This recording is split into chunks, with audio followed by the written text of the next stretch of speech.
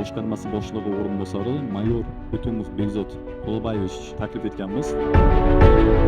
Qon tahlillarini ko'rganda qon tarkibida o'sha psixotrop modda aniqlab beryapti. Nega bu jinoyatga qo'l urding? Nima sabab bo'ldi?